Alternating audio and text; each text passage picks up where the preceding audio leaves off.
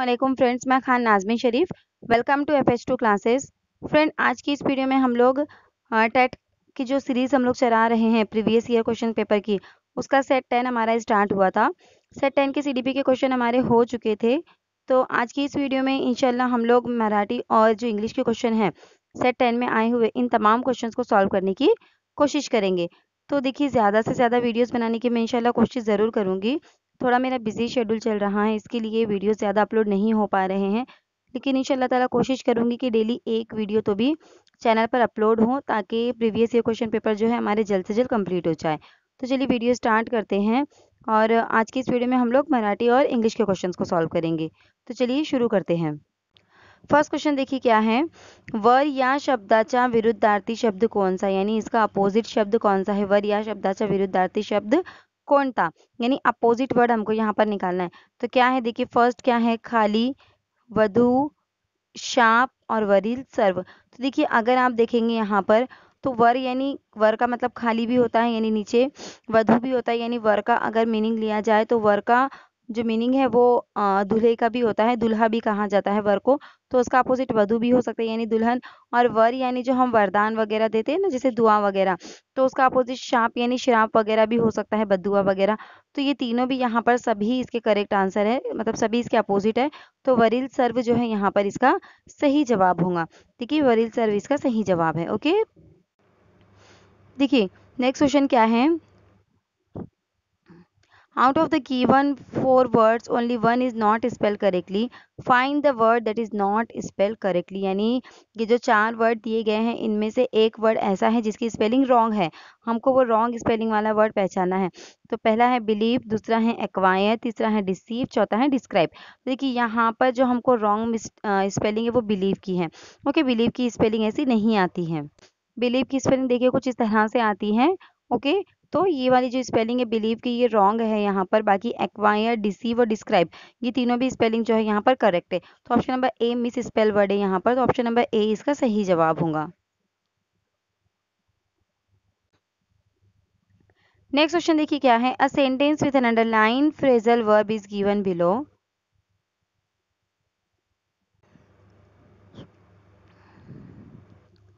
फिर से देखते हैं।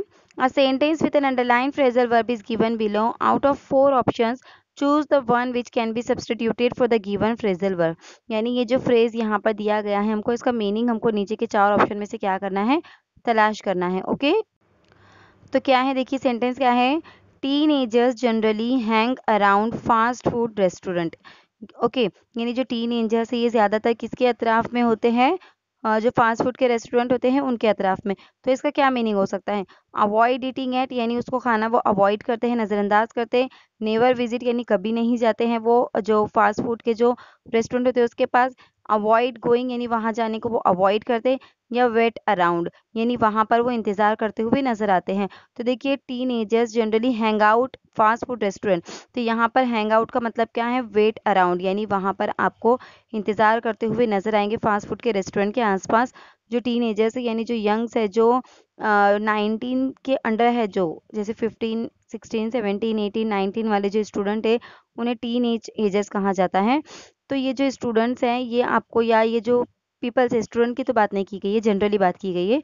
ये जो भी टीनेजर्स है, तो वो आपको जनरली कहाँ पर नजर आएंगे, फास्ट फूड के जो रेस्टोरेंट होते हैं जैसे नूडल्स वगैरह, पिज़्ज़ा, तो ऐसे रेस्टोरेंट के आसपास आपको ज़्यादा दिखाई देंगे। तो हैंग आउट का मतलब क्या हो गया यहाँ पर, वेट अराउंड हुआ। ओके, तो देखते हैं हम इसका, देखिए ऑप्शन नंबर डी इसका सही जवाब है। नेक्स्ट क्वेश्चन देखो। Out of the given options choose the most appropriate one to fill in the blank. Okay, यानी यहाँ पर हमको क्या करना है, यहाँ पर फिल इन द ब्लैंक हमको करनी है। क्या है, columns coulombs dash America. Okay, तो देखिए इसका क्या आंसर होगा।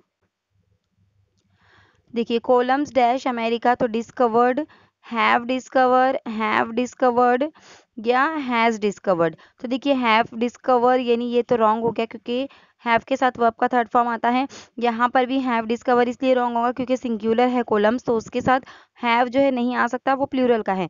और यहाँ पर हैज़ डिस्कवर इसके लिए रॉन्ग होगा क्योंकि ठीक है सिंगुलर के साथ हैज़ आता है लेकिन वर्ब का थर्ड फॉर्म आता है, लेकिन यहाँ पर वर्ब का फर्स्ट फॉर्म दिया गया है डिस्कवर। ओके, तो इसी के हिसाब से अगर हम देखेंगे तो बी सी डी तीनों भी एलिमिनेट हो जाते हैं और हमारे पास एक ही ऑप्शन बचता है जो कि ऑप्शन नंबर ए है, डिस्कवर्ड, यानी ये सिंपल पास्ट टेंस में चला जाता है। तो कोलम्स डिस्कवर्ड अमेरिका, यानी कोलम ने जो है अमेरिका को डिस्कवर्ड किया, उसको तलाश किया। ओके, तो देखिए ऑप्शन नंबर ए यहाँ पर इसका सही जवाब होगा। नेक्स्ट क्वेश्चन देखिए क्या है, खालिल पैकी अशुद्ध शब्द कौन था, यानी यहाँ पर हमको मिस स्पेल वर्ड पहचानना है मराठी का, कौन सा अशुद्ध है यानी गलत है।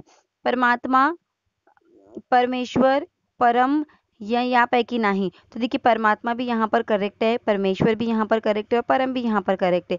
तो इसका मतलब हो गया कि इनमें से कोई भी वर्ड गलत नहीं है, ये अशुद्ध नहीं है। तो इसके लिए ऑप्शन नंबर डी जो है यहाँ पर इसका सही जवाब होगा। नेक्स्ट देखिए क्या है, out of the given 4 words only 1 is spell correctly, find the word that is correctly spell. अब हमने इससे पहले मिस स्पेल वाला वर्ड ढूंढे थे, अब हमको यहाँ पर करेक्ट स्पेलिंग वाला वर्ड तलाश करना है। ओके, ऑप्शन नंबर ए है कैलेंडर, ऑप्शन नंबर बी है कैरेबियन, ऑप्शन नंबर सी है शॉफर और ऑप्शन नंबर डी है कमिटी। तो देखिए यहाँ पर ये भी रॉन्ग है, ये भी रॉन्ग है, ये भी रॉन्ग है, सिर्फ कैलेंडर की स्पेलिंग जो है यहाँ पर करेक्ट है। ओके, तो ऑप्शन नंबर ए जो है यहाँ पर इसका सही जवाब होगा। ऑप्शन नंबर ए कैलेंडर यहाँ पर इसका सही जवाब है। नेक्स्ट क्वेश्चन देखिए क्या है, a sentence with an underline word is given below, find the word which is opposite in meaning to the underline word from the given option. यानी यहाँ पर ये जो अंडरलाइन वर्ड है तो हमको इसका अपोजिट मीनिंग वाला वर्ड जो है यहाँ पर तलाश करना है। 4 जो ऑप्शन दिए गए हैं उनमें से सेंटेंस क्या है, देखिए the government claim to be doing all it can be eradicate corruption, यानी जो गवर्नमेंट है उसने क्या किया है, the government claims to be doing all it can be eradicate corruption, यानी गवर्नमेंट ने जो भी काम करने के लिए जो भी क्लेम किया है उसकी वजह से क्या हो सकता है, करप्शन इरेडिकेट हो सकता है। तो इरेडिकेट का मीनिंग हमको यहाँ पर तलाश करना है। तो ऑप्शन नंबर ए है प्रिजर्व, ऑप्शन नंबर बी है एलिमिनेट, ऑप्शन नंबर सी है रिमूव या ऑप्शन नंबर डी है डिस्कार्ड। तो देखिए यहाँ पर इसका जो सही जवाब होगा वो क्या होगा, ऑप्शन नंबर ए जो है प्रिजर्व इसका यहाँ पर सही जवाब है। ओके, तो देख सकते हैं हम लोग ऑप्शन नंबर ए यहाँ पर इसका सही जवाब है। नेक्स्ट क्वेश्चन देखिए, खालिल पैकी स्त्रीलिंग शब्द ओढ़ का, यानी फीमेल हमको यहाँ पर पहचानना है कि जो ऑप्शन दिए गए हैं उनमें से फीमेल कौन सा है। तो कुतरा, तो देखिए ये तो पुल्लिंग होता है यानी मेल है, ससा यानी खरगोश ये भी मेल है, कासव यानी कछुआ ये भी मेल है, सासू यानी सास, तो यहाँ पर ये फीमेल में आता है यानी स्त्रीलिंग है ये। तो ऑप्शन नंबर डी जो है यहाँ पर इसका सही जवाब होगा, स्त्रीलिंग के लिए सासू है। तो देखिए ऑप्शन नंबर डी इसका सही जवाब है। नेक्स्ट क्वेश्चन देखिए क्या है, a sentence with an underline word is given below, find the word which is most similar in meaning to the underline word.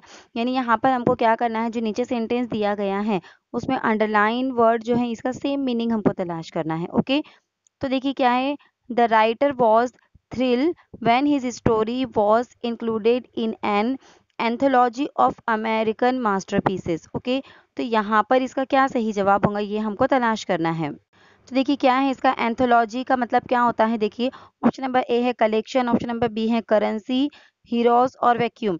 तो देखिए एंथोलॉजी का मीनिंग होता है कलेक्शन। ओके, यानी जो the writer was thrill when his story was included in an anthology of American masterpiece, यानी जो America के जो मास्टरपीसेस यानी जो सबसे अच्छे काम हैं उसके कलेक्शन में इसकी जो स्टोरी है उसको क्या किया गया था, उस शामिल किया गया था, यानी वो कलेक्शन में उसको शामिल किया गया था। तो ऑप्शन नंबर ए जो है कलेक्शन यहाँ पर इसका सही जवाब होगा। तो ऑप्शन नंबर ए कलेक्शन सही जवाब है। नेक्स्ट क्वेश्चन देखिए क्या है, ते माझे पुस्तक आहे या वाक्यातील विशेषण ओळखा। विशेषण यानी क्या, एडजेक्टिव। तो यहाँ पर माझे पुस्तक आहे इसके अंदर एडजेक्टिव क्या है, तो ते यानी वो होता है तो ये तो प्रोनाउन हो गया, माझे यानी मेरा, पुस्तक यानी किताब ये तो नाउन हो गया, आहे ये हेल्पिंग वर्ब हो गया। ओके, यानी इज वगैरह जो इस्तेमाल करते हैं उस टाइप में होता है ये। तो माझे यानी मेरा, तो ये एडजेक्टिव हो जाएगा। ओके, तो यहाँ पर जो ऑप्शन नंबर बी है माजे ये सही जवाब होगा, विशेषण माजे आ जाएगा इसमें। ते प्रोनाउन है यानी प्रोनाउन है ये, यानी क्या कहेंगे इसको हम, नाउन नाम के बदले जो वर्ड इस्तेमाल करते हैं हम उसको प्रोनाउन कहते हैं। ओके, और मराठी में क्या कहते हैं, उसे सर्वनाम कहते हैं। पुस्तक यहाँ पर नाउन है यानी नाम है पुस्तक। आहे यहाँ पर helping verb, as a helping verb या हम इसे वर्ब भी कह सकते हैं। और माझे जो है मेरा, तो यहाँ पर एज अ विशेषण यानी एडजेक्टिव के तौर पर इस्तेमाल हुआ है, क्योंकि पुस्तक के बारे में बता रहा है कि पुस्तक किसकी है, मेरी है। तो ऑप्शन नंबर बी माझे जो है यहाँ पर एज एडजेक्टिव इस्तेमाल हुआ है, तो ऑप्शन नंबर बी इसका सही जवाब है। नेक्स्ट क्वेश्चन देखिए क्या है, out of the given option choose the one which is the correct direct speech of the sentence given below. He inquired whether his name was Mohammad, यानी उसने इंक्वायरी की क्या तुम्हारा नाम या उसका नाम मोहम्मद है। तो इसको हमको क्या करना है, यहाँ पर डायरेक्ट स्पीच में बनाना है, क्योंकि ये इनडायरेक्ट स्पीच दी गई है। ओके, तो यहाँ पर हमको इसको डायरेक्ट स्पीच में क्या है सही जवाब वो देखना है। तो he said to him is your name Mohammad, यानी उसने पूछा क्या तुम्हारा नाम मोहम्मद है। ही सेज टू हिम, अब देखिए यहाँ पर ये प्रेजेंट टेंस में आ गया। He says to him is it your name Mohammad, तो is it your name Mohammed ऐसे नहीं आता है। ओके, तो ये रॉन्ग हो गया। He says to him is not your name Mohammad, तो देखिए सेंटेंस में कहीं भी ऊपर नॉट नहीं लिखा हुआ है, तो ये भी नहीं आ जाएगा निगेटिव में। He says to him is that not your name, तो देखिए ये भी फॉर्म करेक्ट नहीं है। तो यहाँ पर अगर हम देखेंगे तो हमको ऑप्शन नंबर ए सही नजर आ रहा है कि he said to him is your name Mohammad, यानी उसने पूछा क्या तुम्हारा नाम मोहम्मद है। ये फॉर्मेट हमको एकदम करेक्ट नजर आ रहा है अकॉर्डिंग टू स्ट्रक्चर और according to English grammar. Okay, तो इस हिसाब से अगर हम देखेंगे तो ऑप्शन नंबर ए जो है यहाँ पर इसका सही जवाब होगा। देखिए ऑप्शन नंबर ए इसका सही जवाब है। नेक्स्ट क्वेश्चन देखिए क्या है, fill in the blank with the correct article. Dash dinner we had at the tourist hotel was very nice, यानी जो डिनर हमने टूरिस्ट होटल में किया था वो बहुत ही नाइस था। तो यहाँ पर कौन सा आर्टिकल आएगा, द आएगा, अ आएगा, एन आएगा या नो आर्टिकल आएगा। तो देखिए पहले हो चुकी बात की अगर हम बात कर रहे हैं, यानी जो चीज़ें हमको मालूम है अगर उसकी बात हम कर रहे हैं, तो जो आर्टिकल है वो द इस्तेमाल होता है। तो यहाँ पर अगर हम देखेंगे तो द यहाँ पर इसका सही जवाब होगा option number A. Okay, next question देखिए क्या है, पुढील जोड़ शब्द पूर्ण करा, यानी यहाँ पर हमको क्या करना है, जोड़ शब्द को पूर्ण करना है। केर, तो इसका क्या आएगा, पासरा, कुशल, कचरा या करवन। तो यहाँ पर देखिए जैसे हम बोलते हैं ना दाना पानी या खाना कपड़ा कपड़ा बर्तन, ऐसे जो जोड़ शब्द यानी जो एक साथ इस्तेमाल होते हैं हमेशा, तो उन्हें जोड़ शब्द कहा जाता है। तो यहाँ पर केर के साथ क्या आता है, तो देखिए केर के साथ आता है ऑप्शन नंबर सी कचरा, केर कचरा। तो यहाँ पर ऑप्शन नंबर सी जो है इसका सही जवाब होगा, केर कचरा जो यहाँ पर इसका सही जवाब है। ओके, तो ऑप्शन नंबर सी देख सकते हैं हम लोग, ऑप्शन नंबर सी यहाँ पर देखिए करेक्ट आंसर है। नेक्स्ट क्वेश्चन देखिए क्या है, पाणी पाजणे या वाक्य प्रकारचा अर्थ काय, यानी पानी पिलाना या पानी पाजने जो है इसका ये जो वाक्य प्रचार ये जो मुहावरा है इसका मीनिंग क्या है हमको ये पहचानना है। यहाँ पर प्रभाव करने, पाण्यात बुडवून मारने यानी पानी में डुबाकर मारना, प्रभाव करने यानी असर करना, मृतात्मास अर्थ देने या सूर्यास अर्थ देने। ओके, तो देखिए ऑप्शन नंबर ए जो है यहाँ पर इसका सही जवाब है, पानी पाजने या वाक्य प्रकारचा अर्थ का है। तो इसका जो सही आंसर होगा वो होगा प्रभाव करने यानी असर डालना। ओके, तो इसका जो सही जवाब है वो है ऑप्शन नंबर ए, देख सकते हैं आप लोग ऑप्शन नंबर ए यहाँ पर गिवन है। नेक्स्ट क्वेश्चन देखिए क्या है, नेक्स्ट क्वेश्चन है खालील पैकी शुद्ध शब्द कौन था। तो मतलब शुद्ध यानी यहाँ पर करेक्ट स्पेलिंग वाला वर्ड जो है हमको यहाँ पर क्या करना है, फाइंड आउट करना है। तो कौन सा है वो देखेंगे हम। देखिए क्या है, पकान, पंचायत, पंक्ति या पटांगन, कौन सा यहाँ पर सही वर्ड है। तो अगर हम देखेंगे तो ऑप्शन नंबर ए जो है यहाँ पर इसका सही जवाब है, ये शुद्ध शब्द यहाँ पर दिया गया है। देखिए ऑप्शन नंबर ए इसका सही जवाब है। यहाँ पर जहाँ पर भी एक्सप्लेनेशन की जरूरत होगी इंशाल्लाह मैं एक्सप्लेन करूंगी, और जहाँ पर डायरेक्टली आंसर बताना जैसे स्पेलिंग वगैरह में तो वहां मैं डायरेक्टली आंसर बता दूंगी। ओके, नेक्स्ट क्वेश्चन देखिए क्या है, choose the word which is opposite in meaning to the given word, यानी जो नीचे दिया गया वर्ड है उसका अपोजिट मीनिंग यहाँ पर हमको क्या करना है, तलाश करना है। क्या है वर्ड, देखिए अमालगमेट, ये जो है वर्ड इसका अपोजिट मीनिंग वाला वर्ड क्या है, तो सेपरेट, कंबाइन, ज्वाइन और अटैच। तो देखिए जो अमालगमेट है उसका मीनिंग होता है ज्वाइन करना, तो कंबाइन उसका सिमिलर हो जाएगा, ज्वाइन भी उसका सिमिलर हो जाएगा और अटैच भी उसका सिमिलर हो जाएगा। यानी यहाँ पर इसका अपोजिट ढूंढना है, तो अपोजिट क्या होगा इसका, ऑप्शन नंबर ए जो है सेपरेट, यानी अलग अलग करना, ये जो है यहाँ पर इसका अपोजिट हो जाएगा। ओके, तो देखिए ऑप्शन नंबर ए यहाँ पर इसका अपोजिट वर्ड है। नेक्स्ट क्वेश्चन देखिए क्या है, गंगोद या शब्दाची संधि सोडवा। तो ओके, गंगोद, तो देखिए यहाँ पर क्या है, देखिए काना है और दो मात्रे हैं गौ में। ओके, काना और दो मात्रे हैं यहाँ पर, यानी औ वाला जो फॉर्म है यहाँ पर दिया गया है। तो इसको हम कैसे करेंगे, देखिए गंग प्लस उध आएगा क्या, या गंग प्लस औध आएगा, या गंग प्लस उग आएगा, या गंगा प्लस औग आएगा। तो देखिए यहाँ पर काना और क्या है, देखिए एक काना अगर हम देखेंगे और एक काना एक मात्रा, यहाँ पर इस तरह से भी हम इसको ले सकते हैं। तो इसका जो आएगा ये ऑप्शन नंबर डी ही सही जवाब होगा, गंगा प्लस औघ। ओके, तो उसका होता है गंगौघ। तो देखिए ऑप्शन नंबर डी यहाँ पर इसका सही जवाब है।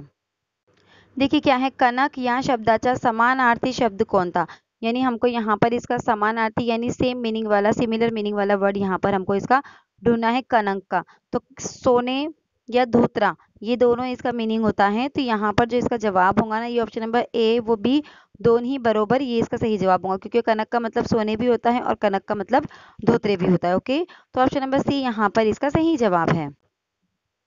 क्वेश्चन देखिए क्या है, out of the given options choose the one which is the correct active voice of the sentence given below.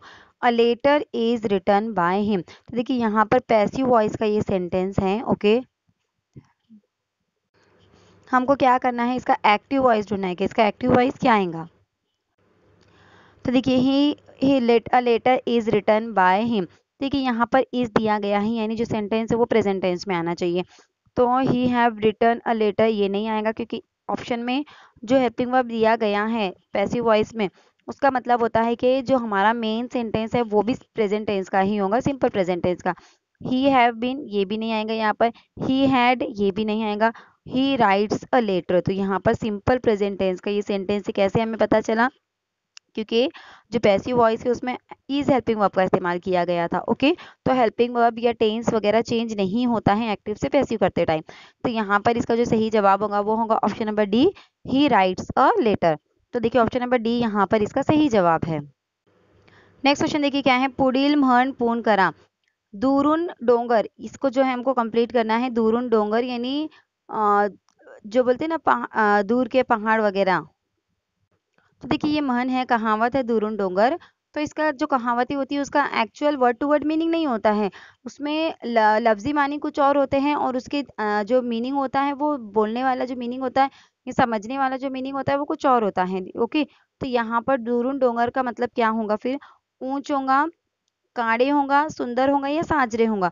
तो यहाँ पर जो है इसका सही जवाब जो है ऑप्शन नंबर डी साजरे है। ओके, क्या है, दूरुन डोंगर का मतलब हो गया साजरे। तो ऑप्शन नंबर डी यहाँ पर इसका सही जवाब है। नेक्स्ट क्वेश्चन देखिए क्या है, खालीलपैकी शुद्ध वाक्य कोणते। त्या पिंजऱ्यात 5 पाखरू आहेत, यानी उस पिंजरे में 5 पक्षी हैं। तो यहाँ पर देखिए त्या ती वगैरह का यहाँ पर बहुत बड़ा मिस्टेक हो जाता है, तो ये चीज़ें आपको याद रखनी है। ओके, आंबाच्या झाडावर खूप पाखरू बसतात। ओके, तो यहाँ पर देखिए पाखरांनी किलबिल केली, यानी उन्होंने चिल्लाचाट जो है शुरू की, चिल्लाना शुरू किया। यहाँ पैकी सर्व, तो देखिए इसका जो सही जवाब है वो ऑप्शन नंबर सी है, पाखरांनी किलबिल केली। ओके, त्या पिंजऱ्यात 5 पाखरू आहेत या आंबाच्या झाडावर खूप पाखरू बसतात, ये जो दोनों भी सेंटेंस है ये रॉन्ग है, मिस स्पेल हम बोल सकते हैं, या रॉन्ग है, इनका स्ट्रक्चर रॉन्ग है।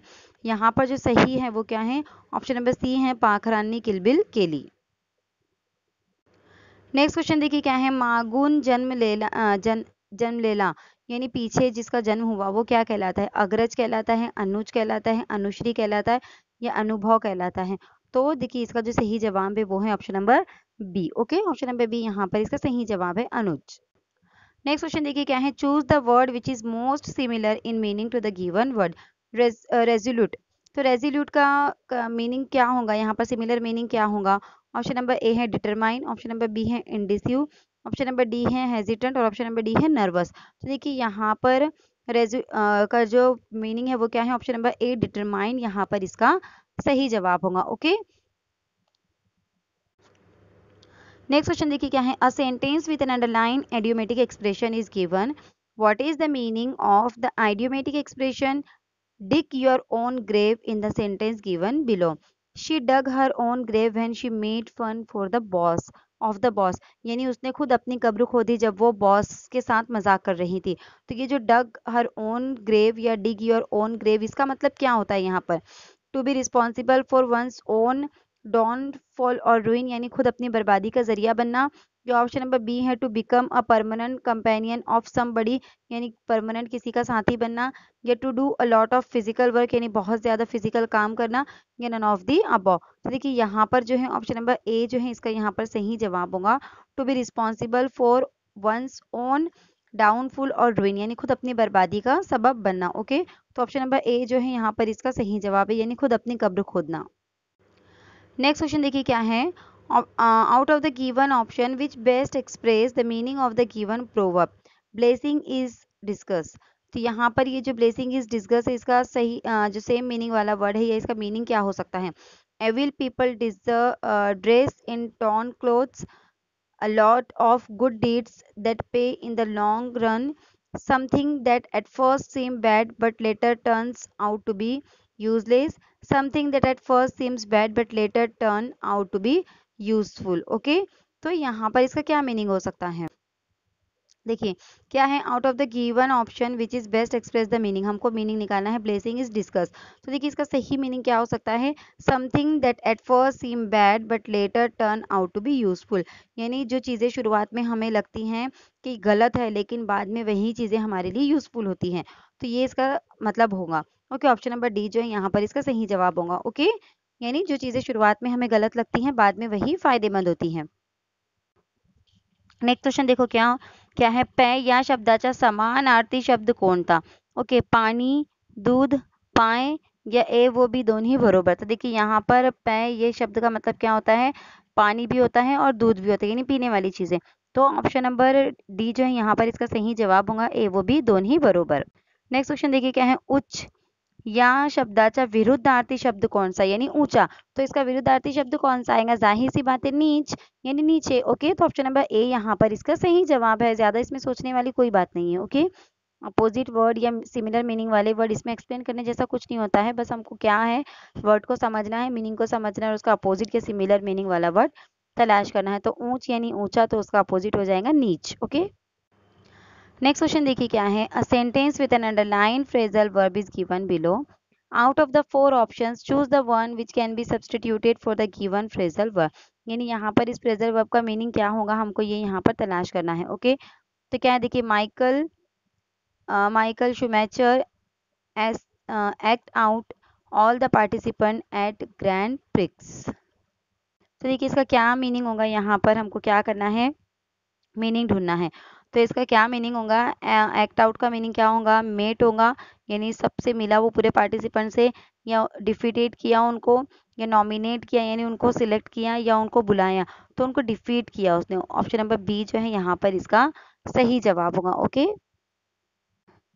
देखिए out of the 4 alternative choose the one which can be substituted for the given word sentence. यहाँ पर भी वही क्वेश्चन है, हमको इसका जो सेंटेंस है उसका क्या करना है, हमको मीनिंग ढूंढना है। ओके, क्या है, देखिए अ शॉर्ट अज्यूमिंग अम्यूजिंग और interesting story about a real incident और अ पर्सन, यानी इसको क्या कहेंगे, जो यानी रियल स्टोरी होती है किसी के बारे में, तो उसे क्या कहते हैं? एनेक्डोट कहते हैं, पेनेकिया कहते हैं, एपिताप कहते हैं, या ड्रफ कहते हैं। तो यहाँ पर एनेक्डोट का मतलब होता है जो हम कहते हैं ना, आप बीती लिखना या खुद के बारे में लिखना है, किसी की भी रियल स्टोरी लिखना, तो उसे हम कहेंगे एनेक्डोट। तो ऑप्शन नंबर ए जो है यहाँ पर इसका सही जवाब होगा।